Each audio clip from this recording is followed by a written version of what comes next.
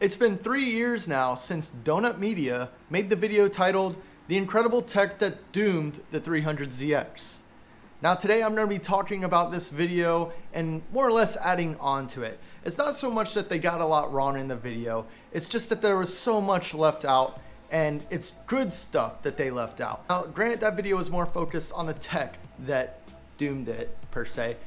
There were probably, I think, 50,000 plus units sold in the US. So it's not necessarily that it doomed it off the showroom floor, more so what doomed the car later on to second and third hand owners.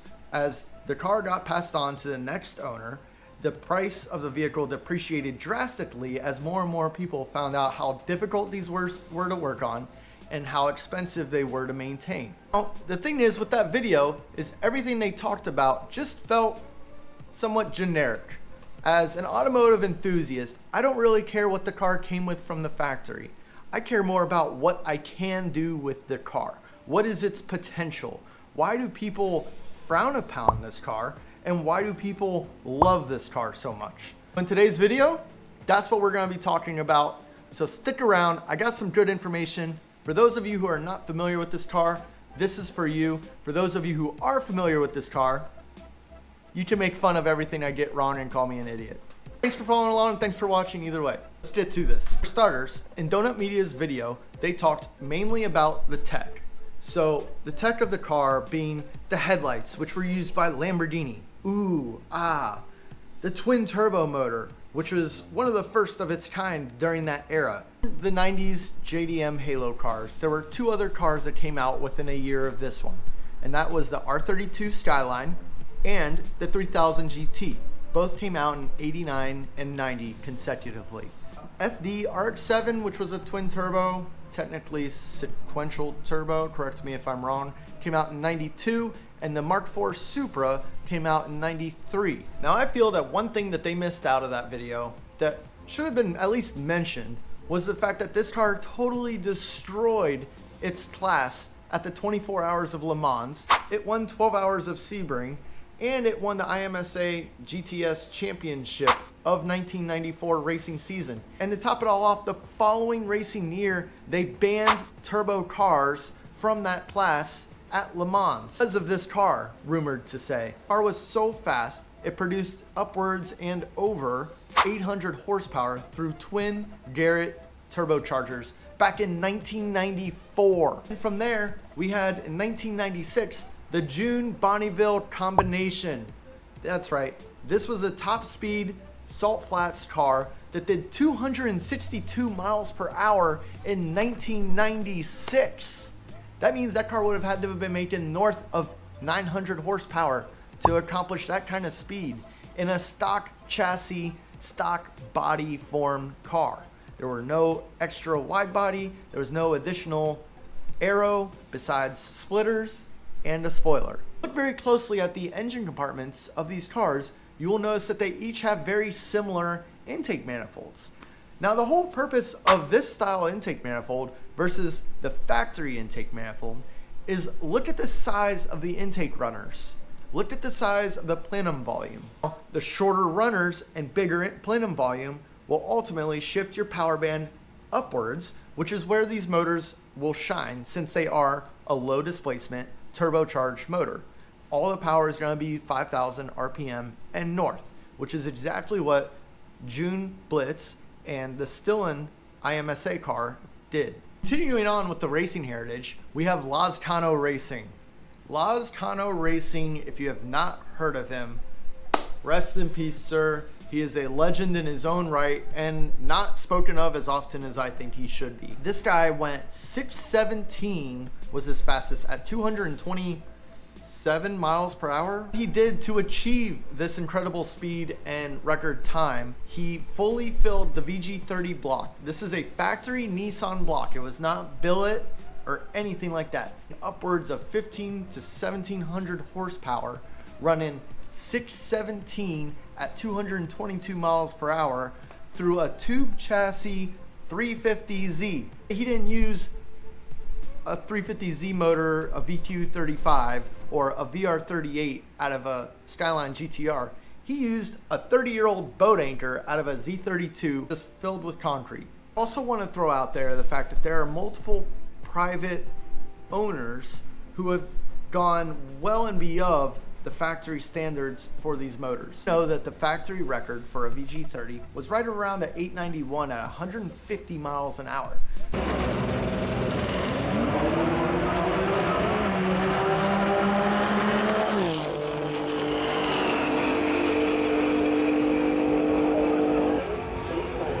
Is a 100% completely stock valve cover to oil pan VG30 motor, straight from the junkyard. No rod bolts, no head studs, no aftermarket head bolts, no block reinforcement, nothing.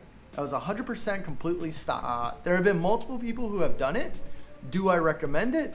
Not necessarily. It's probably not the most reliable thing to do. We'll say that motor that ran the 891 continued to run for the next year, running between a 9.0 to a 9.2 at 140 miles per hour plus through a turbo 400 transmission. And he pulled that motor out of the car, pulled it apart, inspected the bearings, and put it back together, and then gave it to his brother, who still used it to this day. A couple other instances out there that have run 890s through a turbo 400 automatic transmission. Stick shift, you are done for the night. You can put them away. We'll finish your qualifying at 9 a.m. in the morning. Problems for Brian Tobia, and he's pulling it over to the wall. There you go. Perfect example what you do, 890. So, now the next question is, why do people bother swapping the motors if it's so great? Well, it's very complicated. Literally. The engine itself was way ahead of its time. There's a lot of vacuum lines and extra parts that aren't really needed to keep the motor running. However, the factory ECU requires a lot of those parts to make everything work in unity and keep everything happy. But if we get rid of all of that stuff and keep it to its bare minimum bones, it is an outstanding motor, and I think they're easily one of the most underrated JDM Halo cars of the time. Let me just say, for instance, many of you will take a full 300ZX drivetrain, rear end, rear axles, hubs, brakes, use everything out of the car and put it into a 240. So my question is, why not just start with the 300ZX? Oh, but they weigh so much. Do they really though? Now here's the thing. The common misconception is that these cars weigh a ton. They're boats. They're heavy. You can't drift them. Now there's more complications to that, and that gets into the weight distribution factor because they are a little nose heavy. But that doesn't mean that they are uncontrollable. They just drive differently than a standard S chassis car where you have a 4-cylinder turbo in the front, or a monstrous 2JZ, which again can throw off the weight distribution. Nowadays, what everyone likes to do is take the VG30 out and put it in an SR20.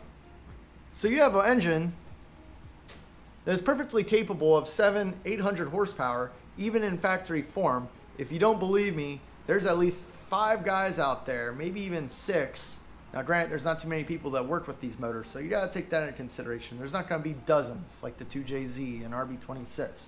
I don't think there are any RB26s making north of 800 horsepower in stock form. But I'm talking complete junkyard motors from valve cover to oil pan making north of 800 horsepower.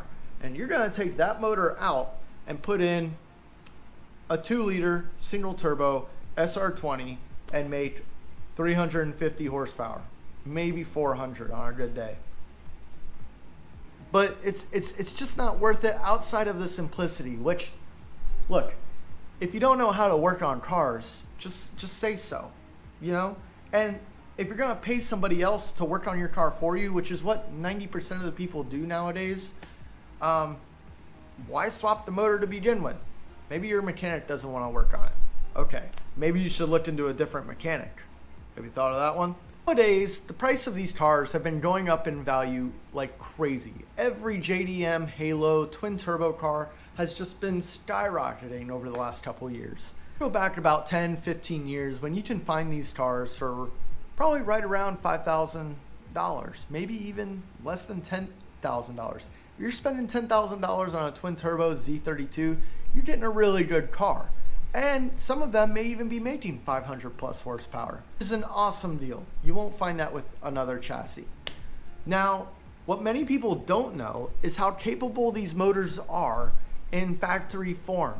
Now, yes, the stock long block is very capable, but for instance, the stock turbo record, I believe, is right around 540, maybe 580 horsepower and over 600 foot-pounds of torque. Now, no other Japanese car that I know of is capable of making that kind of power on the stock twin turbo setup. Good working stock turbos will make 500 horsepower on E85.